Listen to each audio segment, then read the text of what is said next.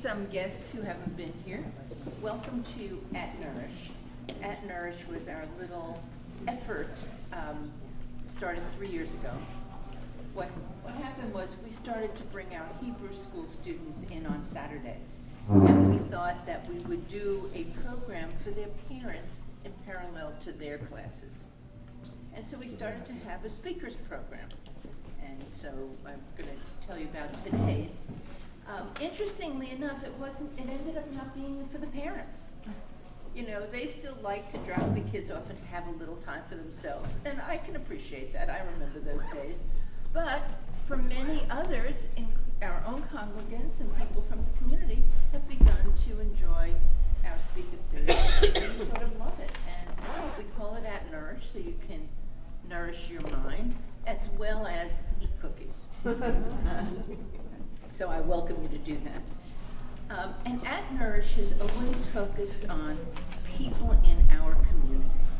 And I have been really fortunate, you know, time after time to find people in the community who do amazing things. And if you take enough time to say to people, what do? You find amazing things. And so I want to introduce Audrey Levitin, who is a congregant here and active and around. And one day I said, what do you do? And Audrey told me that she was the director of development for the Innocence Project. And I said, wow. And Audrey said, I think I could bring some of our people to talk about this. And so without further ado, I'm going to let Audrey do the introductions because you can do them better than I. And welcome you guys. So, thank you. Audrey. Thanks, Shirley.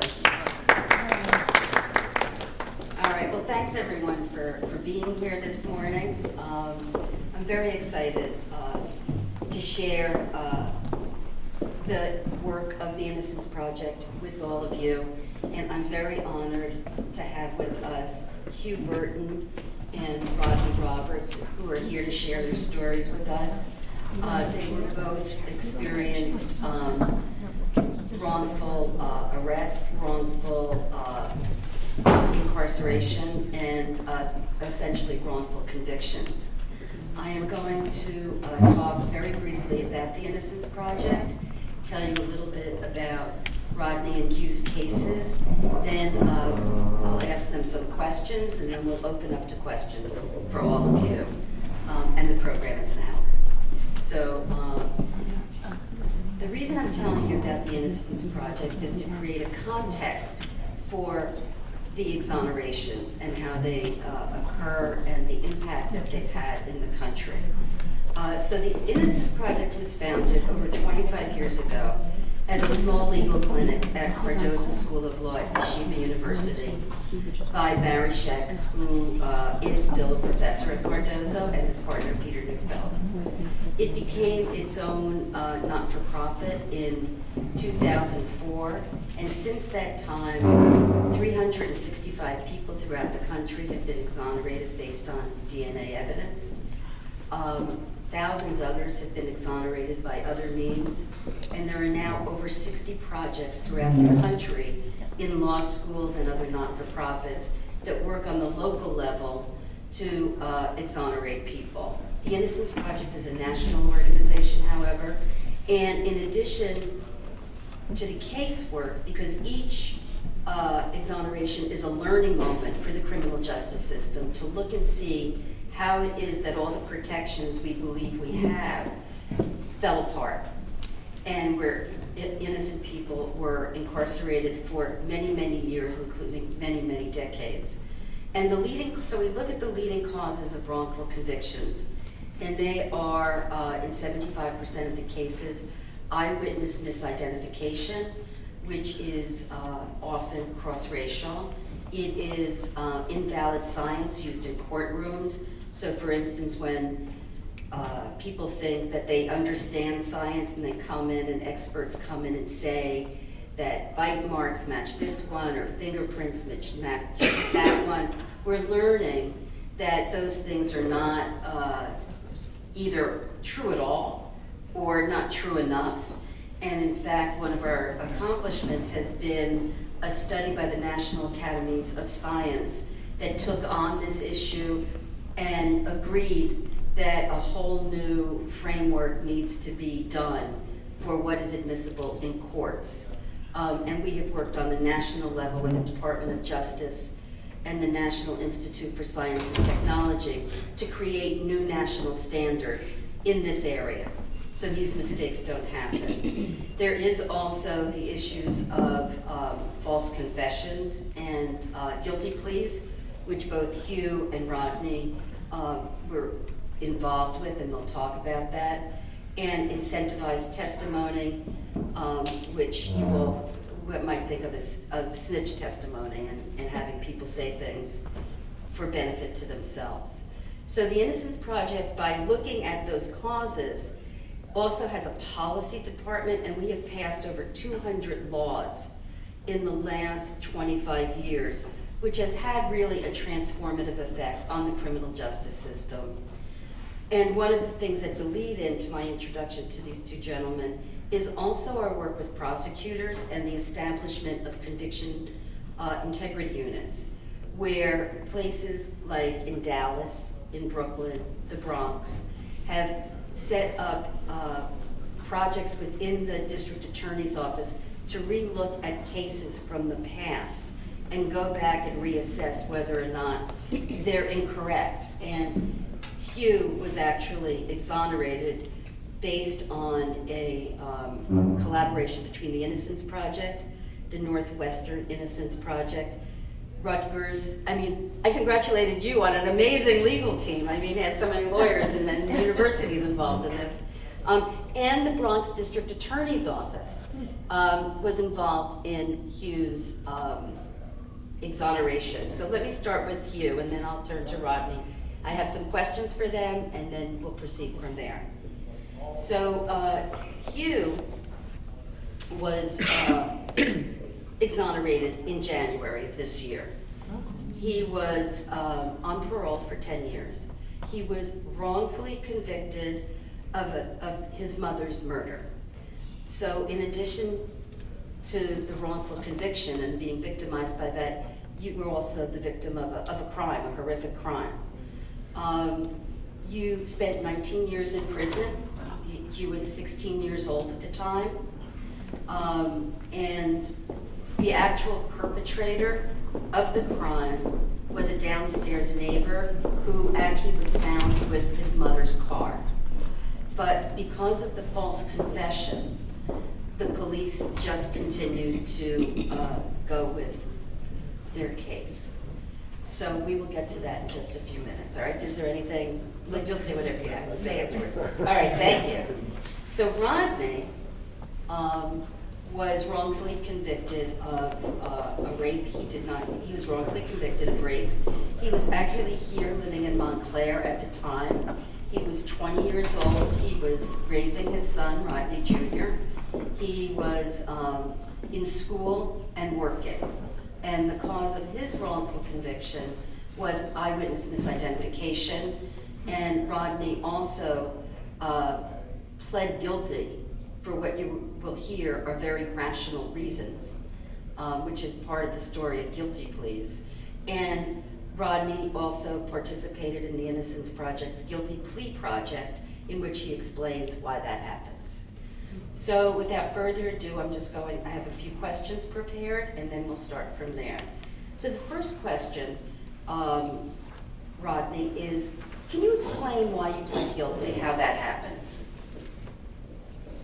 Hello, everyone. Hi. Explaining it has always been a very emotional experience for myself. To have been put in that position, to have made to feel like I had to do something to save my own life. The pressure that was placed on me by the state prosecutor office, along with my attorney, who was the one who was really responsible for coercing me and giving me the false information and making me believe that had I not pled guilty to the crime I knew I didn't commit, that I would be serving the rest of my life in prison. was an overwhelming experience, very heartfelt, very sad experience for me. It was as if I had been put in a position where I had to choose between Lucifer and Satan. Which one was going to treat me better? Lucifer, if I chose him, I would still wrong because I would have to plead guilty to 7 years for a crime I didn't commit, or Satan. If I went to trial and got found guilty, I'd be spending the rest of my life for a crime, in jail for a crime I didn't commit. So the choices were so horrible, but I had so much to weigh up against. I had my son, who I had custody of, who I wanted to raise and show him the right way, and I wanted to get home to him, my family, my mother. And so it was so many components and so much psychological pressure, and I felt so, powerless in that moment that I thought that I was saving my life. I knew I was innocent. I continued to say I was innocent, but no one seemed to believe me. Everyone had their mind made up, and everyone had their evidence stacked against me.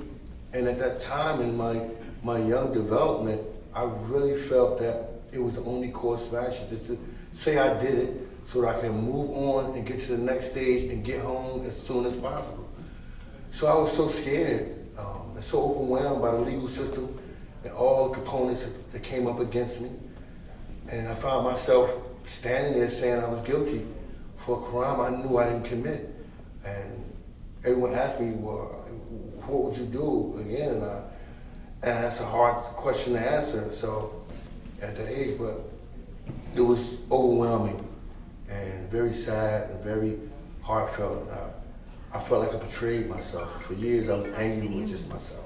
So it was a very, very difficult decision to plead guilty to a crime I committed. I think the irony of this, I didn't say it at the beginning, was that Rodney was told if he pled guilty, he'd be out in 2 years. You ended up spending 7 years, and then the day that you were supposed to go home, he was told he couldn't go home because he wasn't expressing remorse because he was maintaining his innocence. And he ended up being in prison for another 10 years until the judge in the case changed. There was a new judge. I mean, the fight went on throughout, but there was a new judge who was more open-minded, and Rodney was very fortunate to have found a very committed attorney from Jersey City. What was his name? Michael Passacali. Michael Passacali, a pool attorney from Jersey City who really took on the case, fought for it, and the miracle and the outrage of the whole thing is that they actually found the rape kit that everyone said had been missing for all those many years, tested it, and he was exonerated. And this is not the only story of that. Evidence preservation is a major issue, and if you ever see the movie Conviction, it's all about that. It's about finding the evidence and eventually exonerating people, and this is at least the third case that I personally know of, and there must be many more, where the evidence is, we're told it's just not anywhere, and the Innocence Project and other lawyers just do nothing but run around looking for evidence, and sometimes finally finding it with this outcome. So that's the outrage of the whole thing, is this whole idea of civil commitment, where one or two people in a criminal justice system get to say, despite what the sentence was, this person can stay because I say so. That's, I never heard of such a thing, and I was astonished by that. I just would like to add one or two more components. One of the major factors in my case was, one, I had to study law myself. My case progressed because I took on a pro se stance. I studied law, became knowledgeable in jurisprudence, and I basically kept my case alive long enough so that others could get involved. And so most of the credit has been credited to me for my pro se work. Secondly, additionally, I would like to add that I reached out to so many programs. The Innocence Project was one of the main. I wrote maybe 60 letters, and so Innocent. And I also wrote to the Last Resort Exoneration Project in New Jersey, who Leslie Risinger and Michael Risinger, who's in attendance today, who has been very instrumental in helping me with, get out, who extended their hand and their love for me to help formulate my case and the resources I need even after my release. She's been one of my mentors, someone that I call on to help me with different guidance and things. And so my case was motivated by my passion to prove my innocence, because after the 7 years was completed, the parole board, because I would not admit guilt, the parole board forced me in the state of New Jersey, filed a petition to have me civilly committed. Because it was a sexually related offense. I was sent to what they had created, the special treatment unit, under this new law they had created. And so there, I was forced to stay there without any opportunity for release. So that became a life sentence for me, because I would not admit guilt, so I could not progress through treatment, which was a treatment-related program, and you have to admit guilt and submit yourself to counseling. Because I wouldn't do that, I was able to progress for release. It was only through the blessings of studying law and having so many reaching out and people helping me along the way, and the evidence itself in the higher courts making decisions in my behalf, and then the evidence coming out that they say they lost for 9 years. They say they lost the evidence. So for 9 years they said it was gone. Then all of a sudden it mysteriously popped out of nowhere.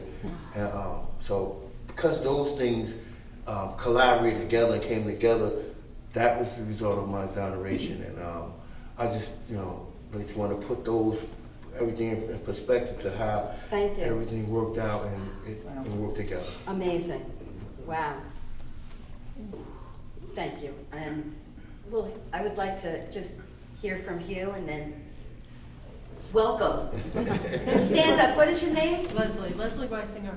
And Leslie, are you an attorney? Yeah, Last Resort Exoneration Project. At Seton Hall? Yeah. Welcome. I'm so glad you're here. Thank you. Okay. And Hugh, why, so the question for you is, why did you end up falsely, how did the false confession occur? Okay, so first, thank you all for having me. Just to tailgate on what Rodney was saying, it's assault and embarrassment when you falsely confess to something or admit guilt to something. For me, my story goes back to January 3rd of '89, coming home from school and finding my mother murdered.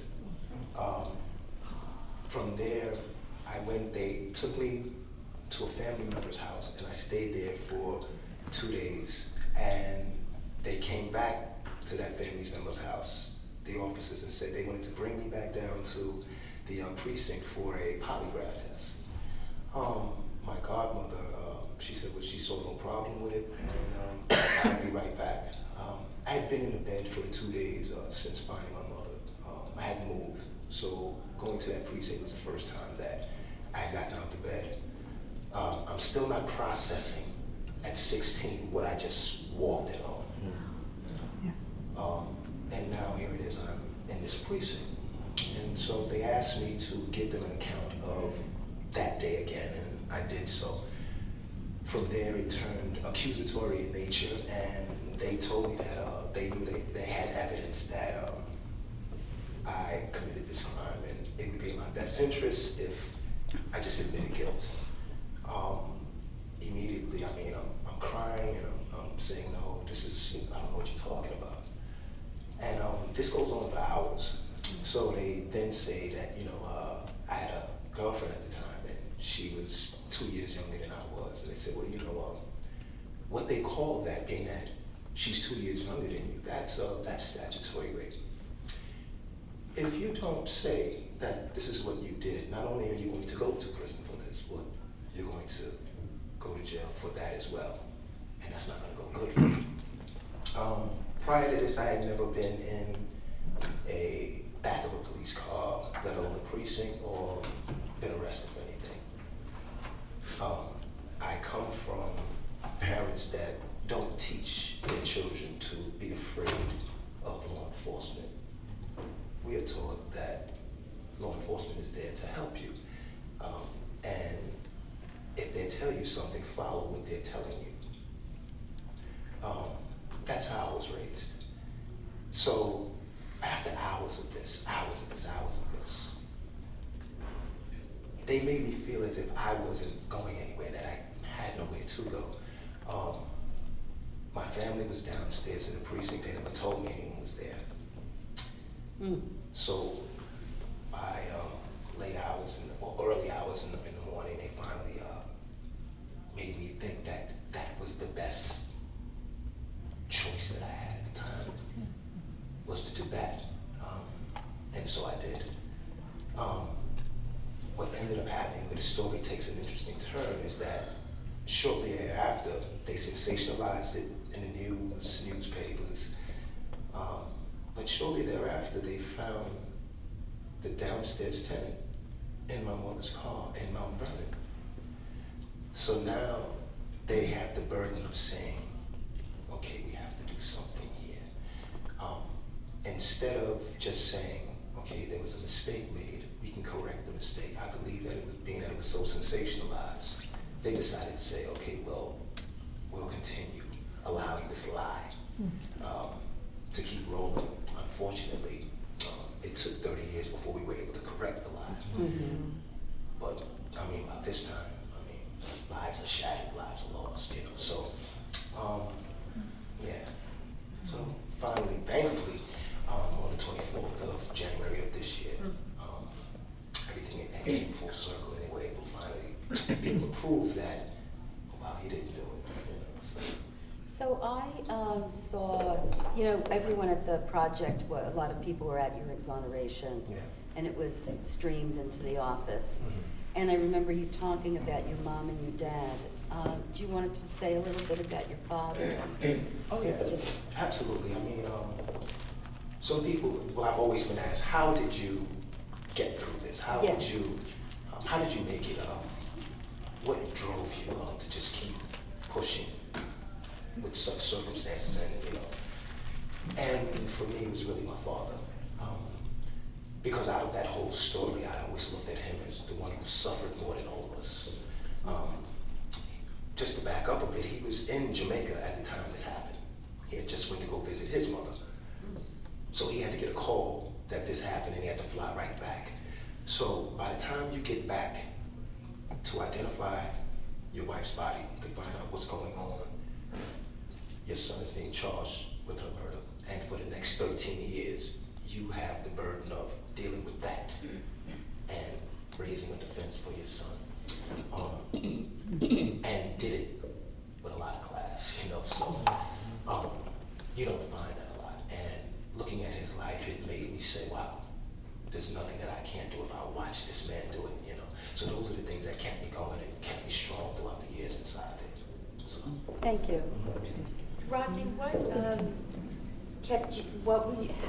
enabled you to continue to fight for your freedom? For me, it was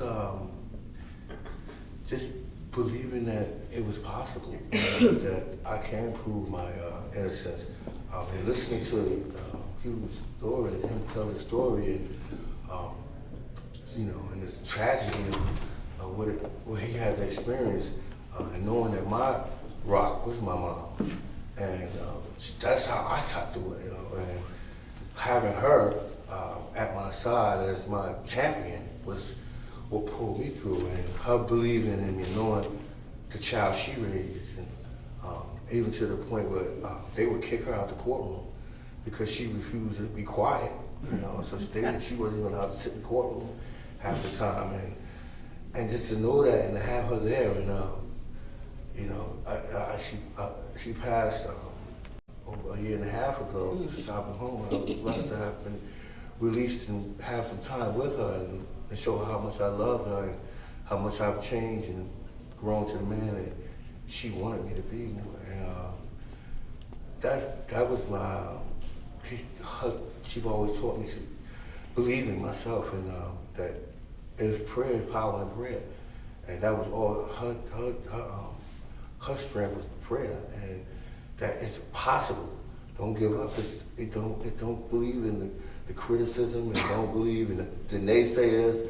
don't listen to anyone even, don't start, because you know, it seeps in, you start getting, just get to this dark place of you start feeling depressed, you start believing everyone when they saying no, and you get denied in court, and you start getting really in a depressed state, and you have to fight that off. And fighting that off was through the strength of her and my family. I come from a large family. I have 6 sisters and 3 brothers, so and we all grew up together. So I come from such a strong unit that I never knew that what I was being taught and how I was being raised was going to be needed and become such an essential part of my strength. So just the fact that I would never give up. I just woke up every day and said to myself, I'm gonna get out of here. Most guys in there, you see them, they playing cards all day, basketball, and lifting weights, and I was in the law library. They would spend their money on these things and that things, and I was buying law books, and I was eating peanut butter and jelly, and they eat big meals, and so I had a different approach to the whole experience, and I just tell you that if it wasn't for my mother being there, I don't know how strong I would have been to have someone I could call and cry and feel vulnerable with, because prison is a place where you can't express vulnerability.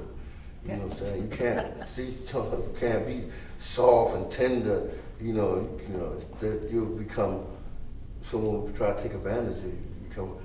So to have that in my life, where I could somebody to come hug me, somebody to tell me it's gonna be all right, and that's what make my heart. Whenever I hear you tell the story, why my heart, and why I'm so happy to hear.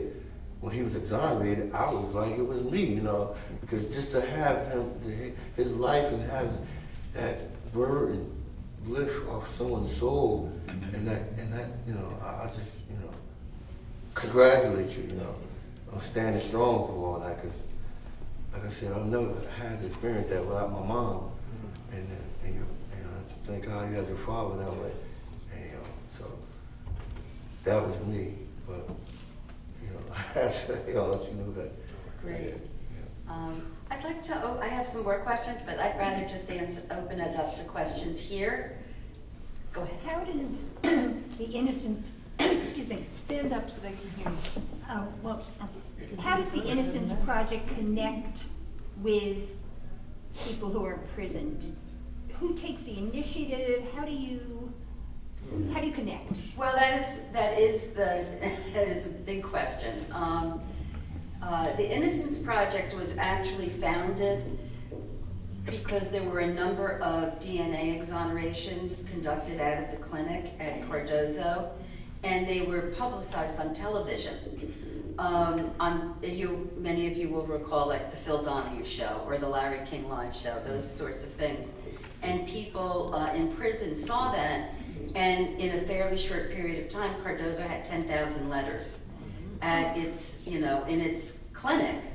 And for a number of reasons, and because there was funding, the Innocence Project was founded in no small measure to deal with that influx. So people come to the Innocence Project largely through writing letters to us, or family members writing letters to us. And we also, because the need or the amount of letters we get is so great, we have a collaboration with Weil Gottschall, a private firm in New York, and Skadden Arps that are working with us to go through the letters and assess them. And we have a very large department at the project that deals with intake. Now, Rodney's case did not come to the Innocence Project. Although I wrote like 60 letters. I know, I'm sorry. I really am sorry. I'll have to take that back. I really am sorry. And Hugh's case did come to us through a collaboration with the Northwestern Innocence Project. And Rutgers. Sometimes the Innocence Project is also called upon to be a consultant because we have this specialty and our lawyers are outstanding and we're very collaborative. Does that answer your question? David? This is mostly for, in Hugh's case. They had a suspect. Are there any repercussions at all for the police or the prosecutor's office for what seems to me, at the least, is malfeasance, if not criminal activity, in pursuing the case against you when they had somebody else that was a much more logical suspect, and they just did nothing about it? And the other question I have is, at any time during that long interrogation, did you have a lawyer present? No. In answer to the second question, no, there was no attorney present.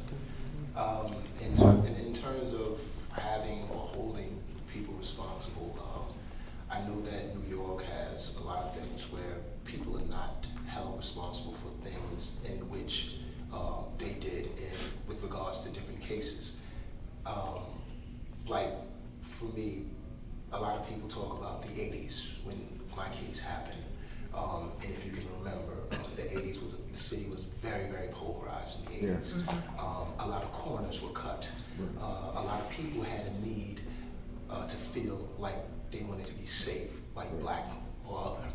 We all did. So it was a kind of thing where we're going to address it. We're going to make it appear as if we're doing something. We're just going to lock people up. Unfortunately, a lot of And you were the wrong color, too. Unfortunately. Yeah. But, you know, so it's one of those things where a lot of guys in the 80s were just swept in there. If you look at my case happened January 3rd, 1989. By April 1989, you had the Central Park 5, and we already know how that turned out. Right. So these are just two cases that we know that from that time, what the city was. And again, just to go back into that time capsule, in order to understand the insanity of what was going on there, we have to go back into the 80s. We have to bring ourselves right back to 85, 86, 87. Let's look at the headlines. Let's look at what the city was. Yeah. It was our city. You know, so a lot of the actions were justified with what people did. It's not right. And now we're 30 years removed from that time. And now everybody is scrambling, trying to figure out, well, what do we do about it? Yeah. So, I don't know. But no attorney present. No attorney present. And you were 16? I was 16.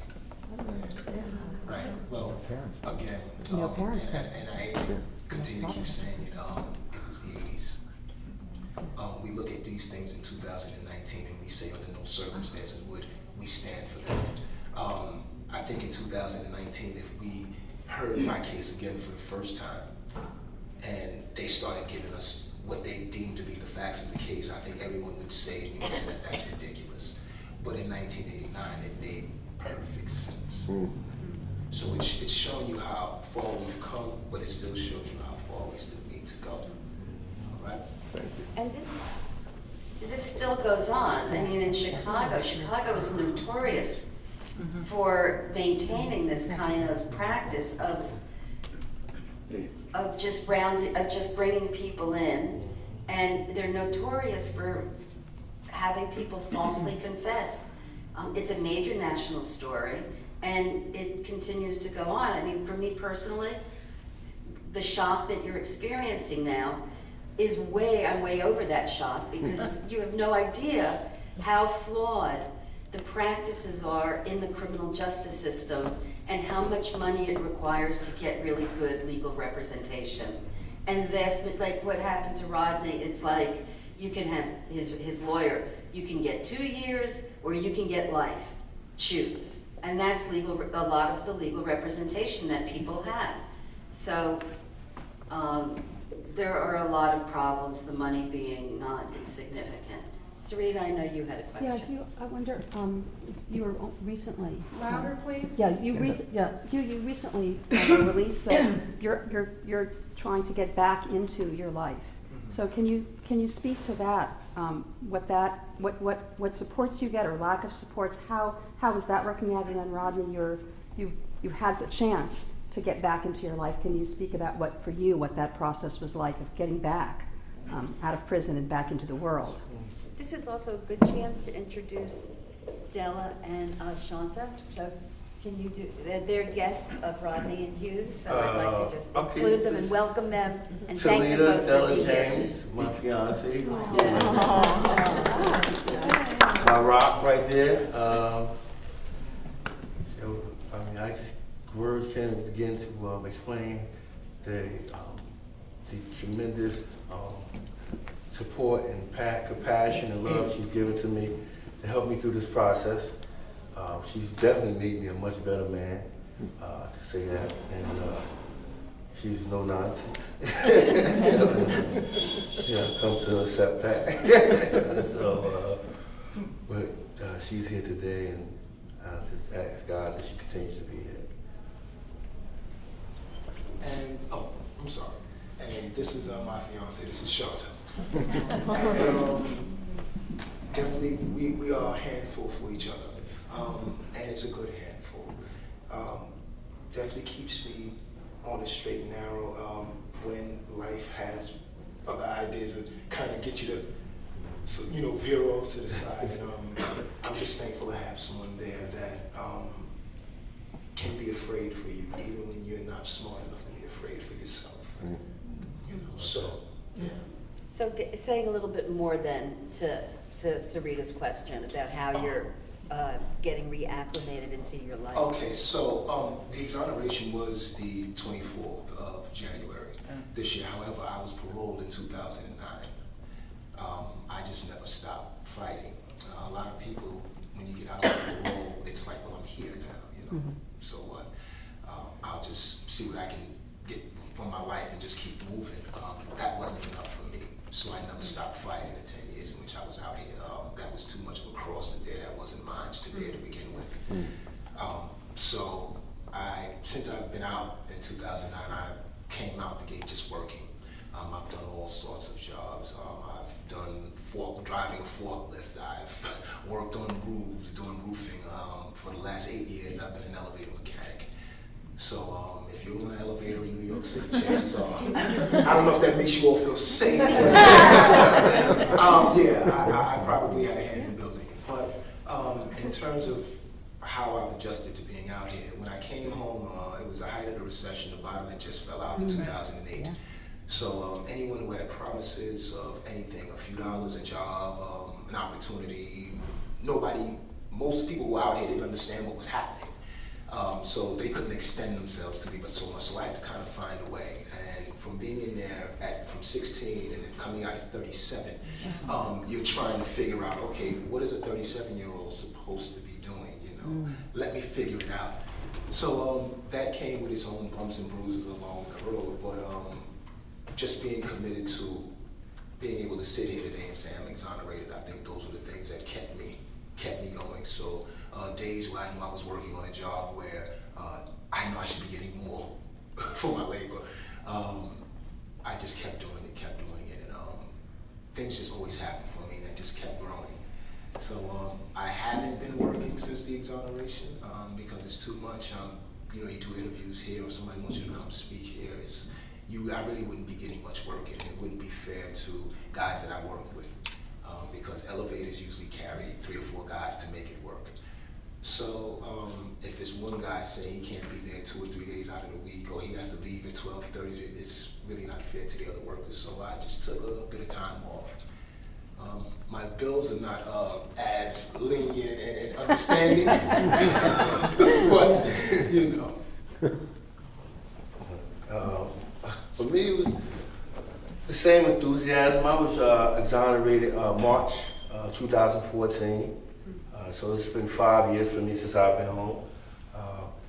And being released and coming home was, I tell everyone I'm still living a Viva Loca. Every day is a celebration for me. And but when I was released, it was adjusting was such a big problem because of the experiences I went through, being in a state prison and then being committed to a civil commitment facility and have to survive in those, the duality of those environments and have to adjust my behavior in order to move forward and then come home and try to undo all that chaos that I just experienced and all that. And so I had to find my way, which was very difficult. in the beginning process for me, because I felt so out of place. I felt so you never know how long you've been gone until you come out. Like 17 years, 18 years, like a teenage life.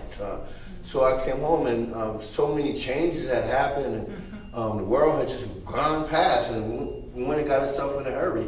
And and so I had to catch up.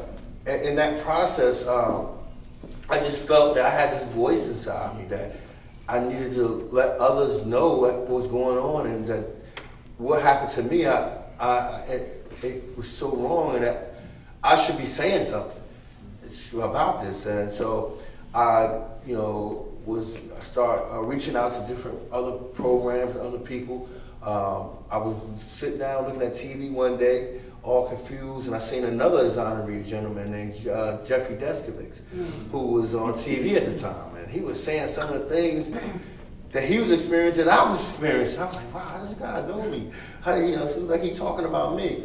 So I said, well, let me reach out to him, and I reached out to him through the Innocence Project.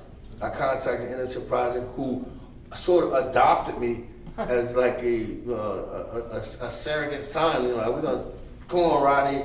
And so they provided me with like a caseworker, Karen Wolf, and she helped me along the way. And and through that, I connected with other exonerees, and I started traveling with them in this group called It Can Happen to You, this organization It Can Happen to You, back and forth to Albany. And I would go with them and tell my story to senators and congressmen and women, because we were trying to get a bill passed for prosecutorial misconduct reform and oversight committee. So I didn't know what that really was as far as the work that needed Which to the be done. governor signed this week. Yeah. First in the country. First in the country. Yeah, absolutely. And, but in the beginning process, speaking, I never knew the impact of being part of this movement would have. And when I started hearing myself speak and allowing people who really understanding and feeling the compassion of what was happening, and again, Leslie bringing me in to speak at Seton Hall and connecting with the students there, and that helped me with letting it out. That became my my therapy, so to speak. Sharing my story, letting the emotion of it releasing, and I was bit by the bug. And so I started traveling, speaking. Innocence Project brought me in to do various projects on guilty plea process, and I eventually just recently started my own foundation, the Rodney Roberts Foundation for Social Justice. And so I'm really out here striving to use my experience and to help others, which has always been my mantra, so to help myself. Because once again, it's not easy coming home after all that time and coming back, and you feel so alienated. I felt like a tourist in my own city. I got lost in Newark, and I was from Newark, and I was like, where am I? So through the practice of being consistent with reaching out to people, connecting and asking for help and giving help, I was able to shape my personality in a way where I was more consistent with just being of those who was part of the solution and not the problem. And that's what my struggle and thing is today, is to be part of the solution, not the problem. Now, I'm definitely a handful. Listen, but I'm a good handful, and because and that's me today. Thank you. Yeah. I don't want to pry, but I think it's pertinent for us. I have to tell you, the first time I heard one of these presentations, I put the Innocence Project in my will, which isn't a huge will, but it's a sign. It's the only thing that's an organization, except my college, that's in my will. I think the work the Innocence Project does is really vital. But how did you when your father came home from Jamaica, he was visiting his family to find this situation. I would like you to say something about how you sustained that relationship. I'd like to know, I know you had a lot of siblings, like 112 siblings, but did they manage to help you sustain a relationship with your son? If it's too personal, don't answer, you know? Well, no, for me, it's really not a great question. The unfortunate situation drew us even closer together because although I come from a big family, not a lot of siblings, but a big family, he knew that this fight, no one was going to do exactly what he was willing to do. Whereas I'm willing to put my house up to make sure that he comes home. I'm willing to fight sleep, to drive 8 hours, to go spend 2 hours with him. I'm willing to go sit in every courtroom, every court date, and I'm willing to learn what I can learn. My father was an older gentleman. When I was born, my father was 50. So by the time this ordeal happens, you're talking about almost a 70-year-old man. So now he has the burden of going through this whole thing, this whole ordeal, even after losing trial and being sent upstate and sentenced to 15 life. He just wouldn't stop. And all the while, his world, his personal life is in shambles. Everything is falling apart around him.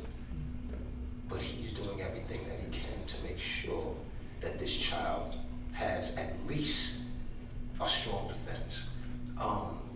That strengthened our relationship, and it gave me an understanding about human beings that is priceless. So that's what that situation has done for me. It's definitely served to strengthen that bond with my father, and I think this is why years after his passing, I speak about him so passionately, you know, because I've never seen that before. It's definitely a very good question. Not a personal question.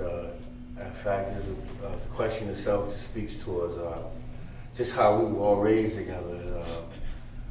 You know, when I was arrested, my son was my biggest concern. I was so afraid for him because I didn't know what was going to happen. I just took custody of him, and I had this plan. I just got enrolled in school and just got accustomed to going back and forth to dealing with school administration and getting all his jobs.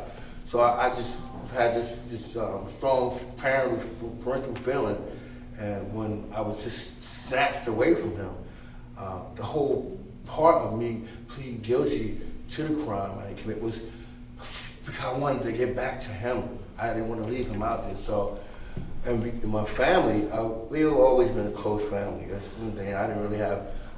I have very few friends coming up because I have so many brothers and sisters. We played with each other for so long, and we were a very popular family. And they, took my son. You know, his mother, she was in his life as well.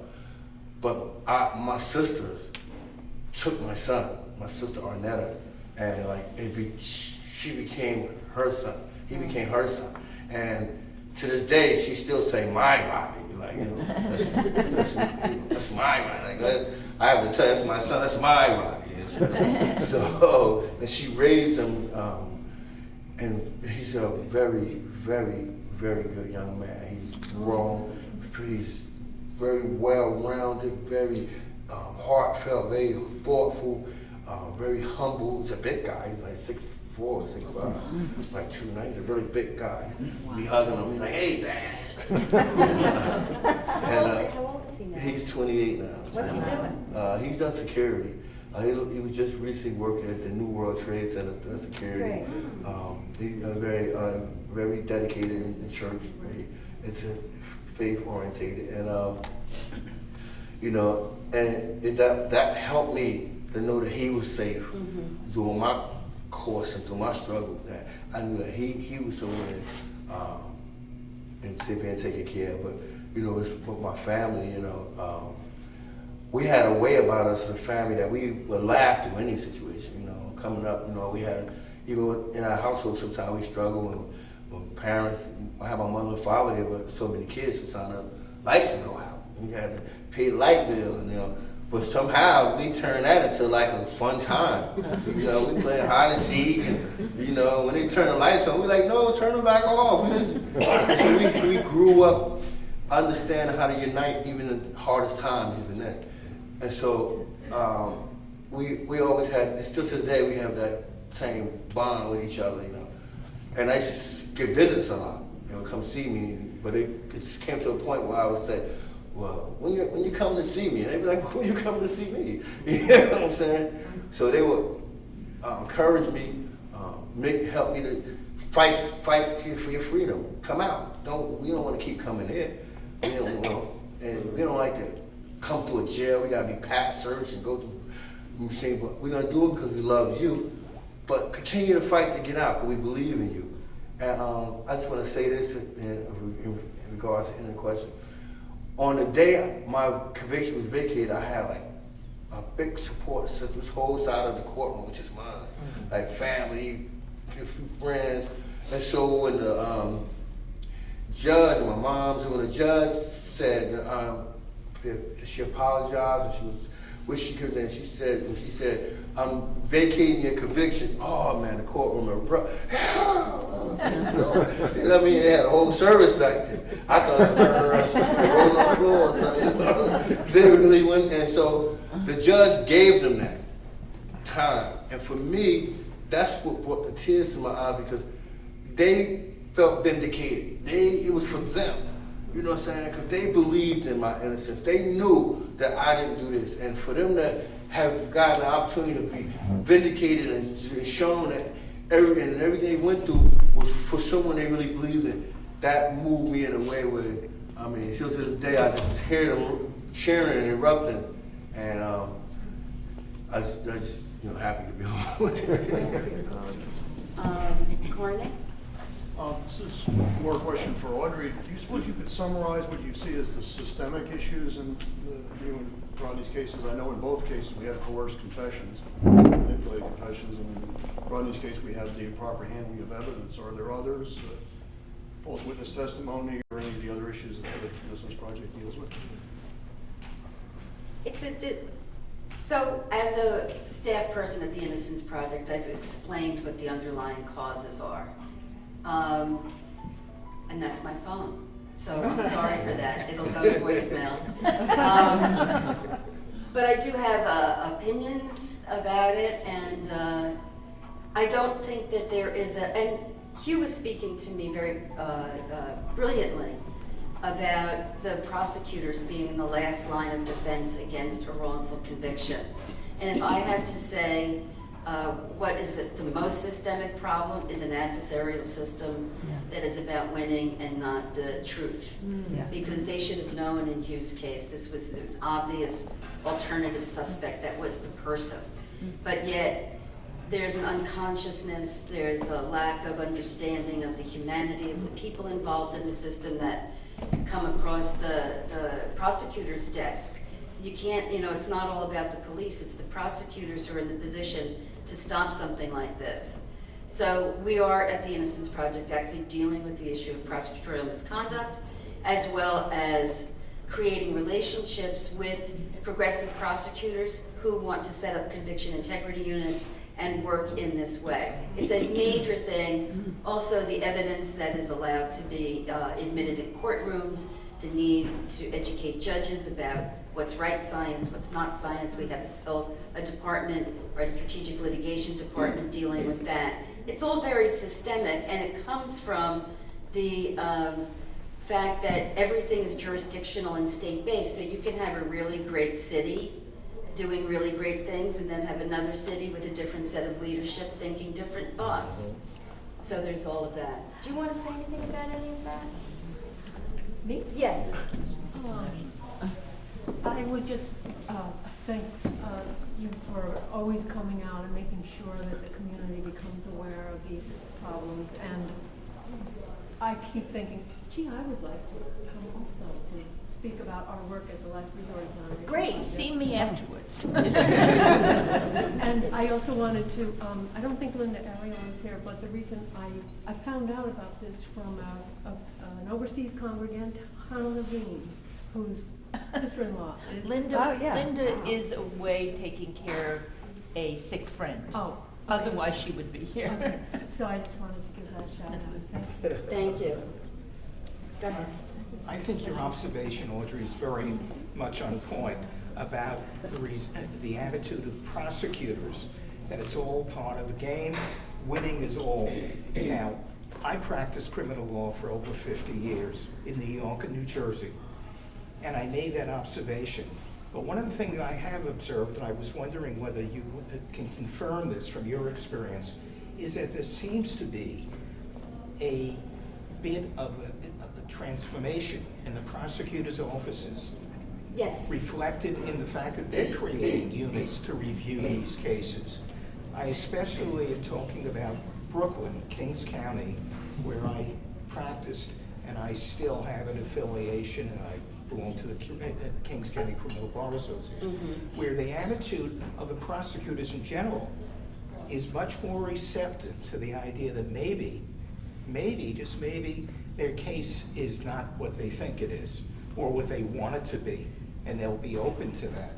Is that your observation as a result of the work the Innocence Project has done? Well, the Brooklyn Integrity Unit is a model for the country, and it came out of the work of Ken Thompson, who was a tremendous leader as the district attorney. He really tragically passed away at a very young age a couple of years ago, but his staff has continued his work and is one of the most vital conviction integrity units in the country. I think that they have reviewed over 30 cases, and people have been exonerated, and they've reviewed the Scarcella cases. He was a detective and is notoriously known for having forced confessions out of people, and they have taken that on in Brooklyn.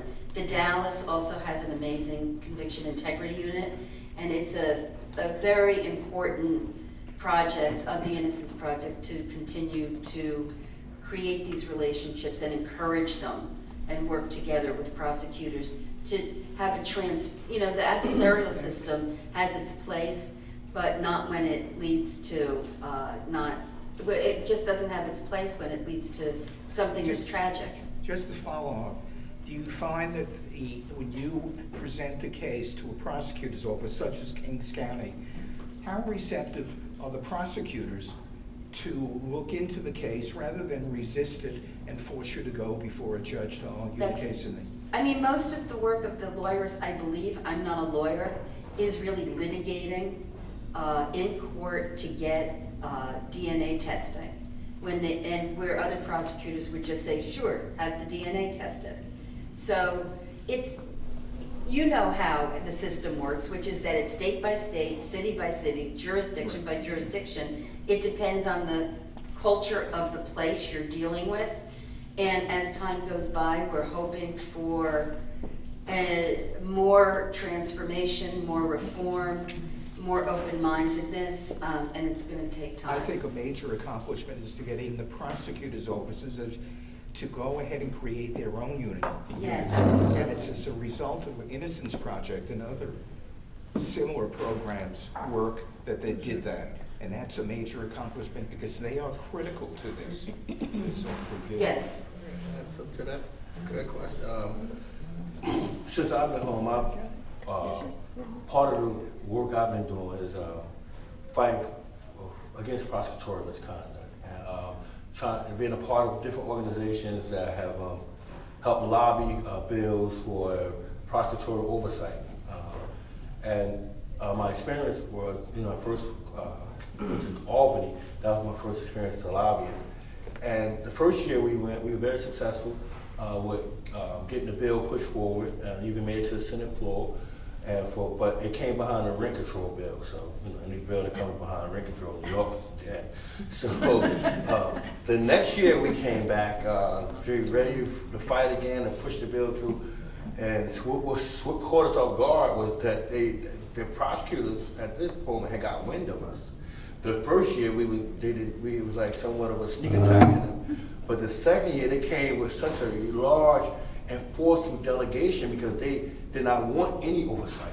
They wanted to continue to function and operate with no oversight and complete immunity, because they have immunity in both individual and official capacity. So they didn't want any accountability. So they came through and they went and through the Senate floor and wiped us out. And so that second year, we really didn't have a chance. By the time they brought in their team and the senators they knew, the bill didn't even get as far. But it was the third year we came back. We came back again in that year. And by that time, so many cases became known to the public of wrongful convictions, because it's always been happening. It just hasn't been getting the sensationalism and the exposure. So by that time, we had more exonerees, and the movement had become more popular. We have other organizations like the Innocence Project have became part of the movement, and we were able to push the bill forward, and even in spite of the prosecutorial adversity position, and to the point where it got to the governor's desk. But they still today, even after that, never wanted any oversight. They wanted to continue to flourish in a way where they had no one to monitor their behavior. They continue to say, well, we have oversight through the Bar Association. We have codes that hold us accountable, which was so limited that they were able to just walk around it. So, and to this day, now in New Jersey, I'm working with a senator, Senator Joseph Panaccio, and other senators, through Les Riser, once again, and we have a legislation that's on the books that's being pushed now for a New Jersey review of conviction, wrongful conviction review panel. This panel, as of recent, is moving through the Senate very rapidly. And just recently, it received complete bipartisan support with 43, there's no opposition, 0, to move it forward. So we're seeing great bipartisan support. Even when we went to speak at the Senate floor, myself, Leslie, and the other small delegation, I was so overwhelmed and surprised that even the staunchest Republicans who were standing against other bills was very open-minded and supportive of the new legislation to have a wrongful review panel. So yes, New Jersey? Yes, in New Jersey. And so now there's transforming changes now. New Jersey is so far behind in this area, but they're to work through like other organizations and Innocence Project litigation and the Last Resort Exoneration Project and the Rodney Foundation, and things are being done to get more recognition and more legislation on the books, so that we can hold prosecutors more accountable and get more eyes on the situation, and that would somehow balance out that David versus Goliath relationship between the public defender's office and the prosecutor office, which public defender's office has the smallest budget up against an organization or has the largest, second or third largest budget. So we're just trying to create a balance there and get some fairness in jurisprudence. So that's what I'm saying. Shirley, should we just continue? Sure, yeah. Okay, sure. Go ahead. I have a couple of questions. One is, with the advent of DNA, do you find that there are fewer errors made now based upon DNA than there had been made before? That's the $1 million question here. The problem is, because I asked it we keep looking at that, and we're not having fewer cases. But when you consider that 97% of the cases, of all criminal cases, are guilty pleas. So there isn't the space, there aren't jury trials. This is like an astonishing thing to take in. but there aren't jury trials the way you think there are. Because of the experiences that Rodney and Huwe have had. It's more like negotiating how much time you're going to spend in prison, even if you have, if you can't launch a defense, which takes time and money, and also the whole sentencing issue in the United States is extraordinary, because you are making a deal, 2 years or life. So 97% of all cases are settled before they go to trial. So the DNA doesn't always come into the mix. That's my answer to that. I don't know what else to say. Hopefully as time goes by, things will change in that way. My other question had to do with, once the euphoria of exoneration wears off, does the Innocence Project have, as part of its agenda, any kind of a component to enable these people to move forward? Yes. Both of these gentlemen seem to me to be very articulate, intelligent, and remarkably lacking in bitterness toward what happens to them. I'm sure that not everybody who gets exonerated is as fortunate as they are endowed. I'm not suggesting that I would expect somebody from Innocence to take them by the hand to welcome them back into society. But we do have But are they just left on their own? No. We have exonerated, congratulations, goodbye? No, we have a social service program at the Innocence Project. We have 3 social workers on staff. Every time there's an exoneration, if it's in New York or wherever, if it's in Kansas, wherever it is, the social workers create a relationship with the person who's about to be exonerated and his or his family.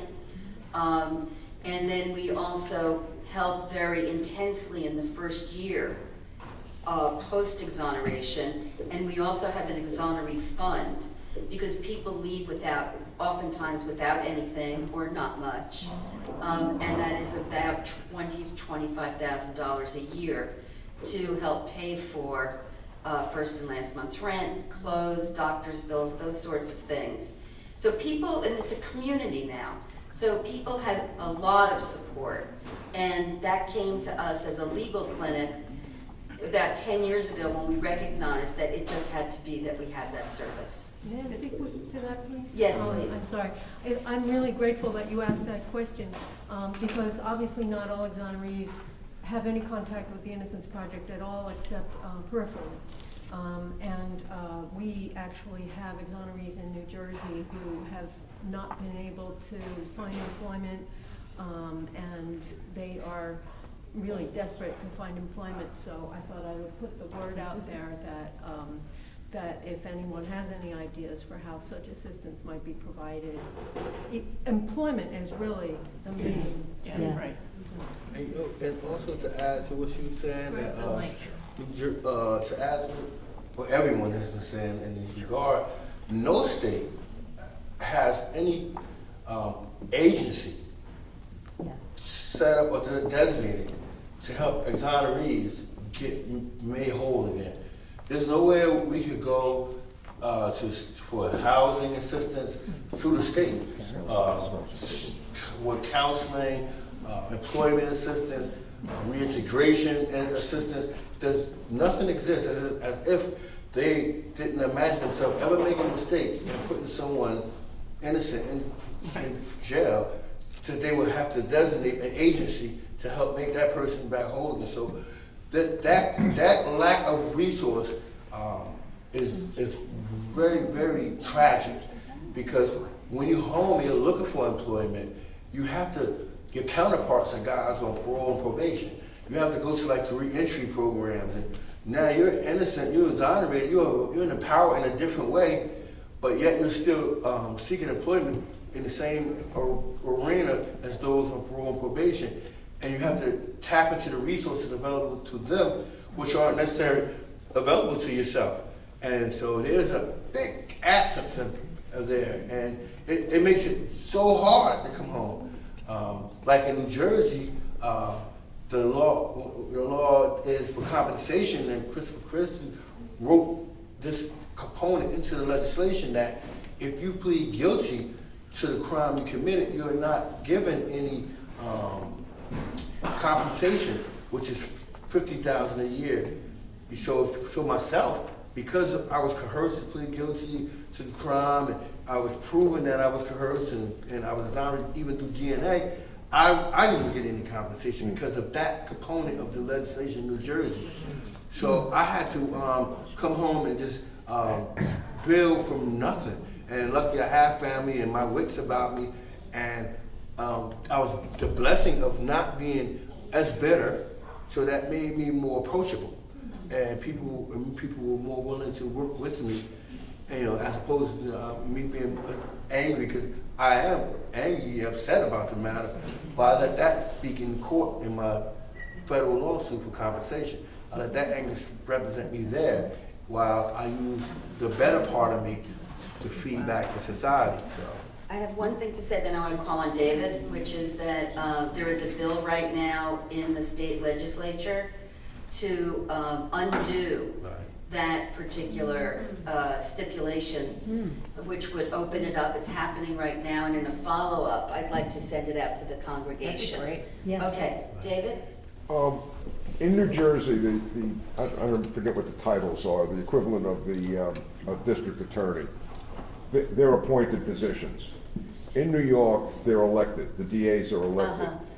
Is there any difference that you can tell in the behavior between an appointed prosecutor and an elected prosecutor who's answerable to the electorate every 4 years? I don't know the answer to that, but I'll find out. I will. I'll get back to you. I'll find out. I know the person to ask. Our attorney, Nina Morrison, who her whole area is addressing prosecutorial accountability. Yeah, because the two states are structured really differently in terms of.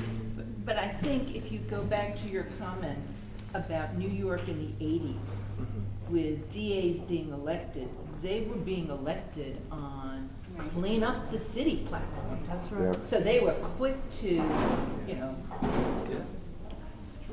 Did your father live to see you come out of prison? Unfortunately, no.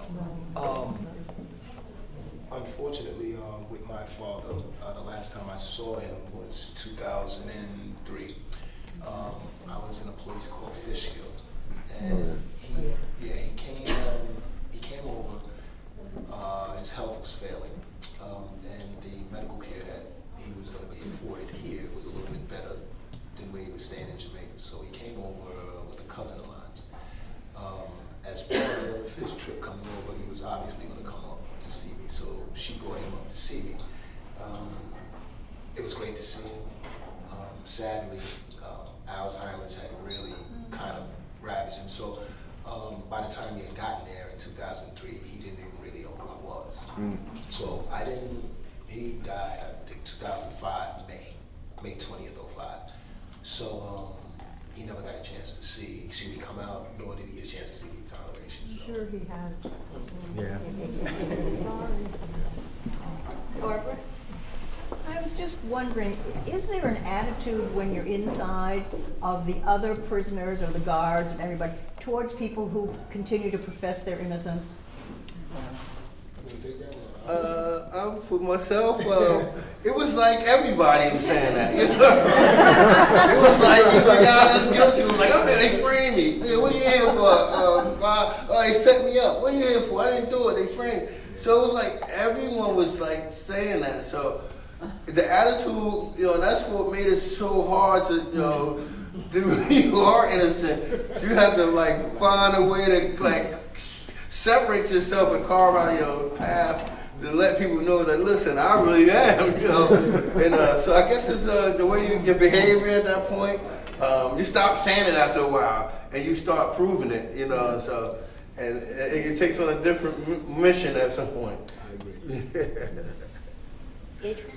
Did they ever catch the guilty people and that they were sent to jail for? The guilty party in my case, he never lived long enough to make it to trial. He was subsequently murdered before trial happened.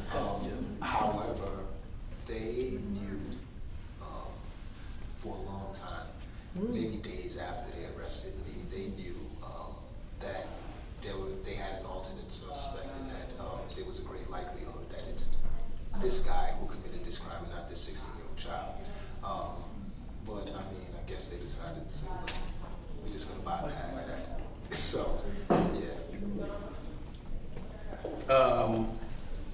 In my case, I don't know who, if anyone was ever arrested. One of the more powerful components of my case was that the victim who had they said had positively identified me and made me think that she had picked my photo out. And one of the reasons why I felt so compelled to that I was being set up with and plead guilty was I was being set up that they said that she was out in the courtroom ready to testify against me. And when she seen my photo, she started crying uncontrollably. And to come to find out years later that she had never even picked anyone out, that she didn't even know anyone was even arrested for the charges. It's, you know, and then when she seen my picture, she was like, "This is not the guy." And she came to court and testified, "This is not him." And so to find out that the police reports were fabricated and that the whole identification that they claimed she made was made up, and she became sort of like a quiet like champion for me in the courtroom. Like, that's not him, and she was saying, "Y'all wasting your time with him when the real person's still out here." So you know, for me, that was you know, I never no one was even arrested, but she continued to battle against the prosecutor office in that regard, in the courts in that regard, that it's not the guy. And this story y'all made up of me identifying him is completely false. So look for the guy who did it. So, and I was exonerated shortly after that. And did you ever talk to her? When I first came home, I didn't want to be a part of it like that. I didn't want to be a reminder of that, what happened to her, even though it wasn't me. I just want to bring that into her life. I thanked her in the courtroom, I tell you what I'm saying, as best as I could, and I wanted to just her to have a chance to move on and myself to move on as well. Audrey, last question. Yeah, okay. Who didn't ask a question yet? Let's get it. Yeah. I may be mistaken, but didn't you say at one point you did not have a lawyer? Present. Isn't the court responsible for? No. That not in the courtroom. Actually, during the interrogation process. In the courtroom, no, I was definitely represented. I was actually represented pretty well. I was represented by Mr. Whitten Counselor for trial, and it was definitely good. He definitely fought, and things that we learned years later. He knew then, but there were a lot of things that he didn't have at his disposal, but he couldn't, so he couldn't prove it. But I didn't have any legal representation in the interrogation process. And I just want to say that Ron Huwe was at the exoneration. Yes. Gail, last question. Yeah, just a quick one, because I'm equal parts ignorant of and horrified by our justice system. I just want to be reassured. So once you're exonerated, is it immediately expunged from your record so that you could vote, so that you could not put this on a job application, that there's no record that? No. Okay, I'm more horrified now. Well, not for myself. When I was, because of my circumstances of being civilly committed, when I was, my conviction was vacated, I had to be taken back to the civil commitment facility, and in which I had to wait for even though it was a DNA exoneration, for the prosecutors to come up and say if they wanted to retry me and everything. They played this little game. But you know, I kept hearing this Beyonce song, "You must don't know about me." So I typed out pro se motions for speedy trial and dismissal of complaints. And fortunate for me, the motion went right back to the judge that had just vacated my conviction. And the judge was like, "What y'all talking about? Appealing? We got a problem here? And this is DNA." And so she granted my motion, and the charges were dropped, and that's how my record was expunged through that continued battle. They didn't, but at first they weren't trying to really expunge my record. For me, there were still some things that we were doing after the exoneration, so the record wasn't sealed as of yet. But part of, if a person is exonerated, usually they do seal the record, but we're still doing a few things. So can you vote? Do you still need to put this on your job applications? No. You can't vote? No, but you can vote, but you don't need to put this on your job application, so you, okay. Because it never happened. You just lost 30 years. Yeah. It never happened. You were never left, right? Well, Right. let me say thank you. Really, thank you to both of you for sharing your stories, for spending the time with us, and for being so open with us. Thank you.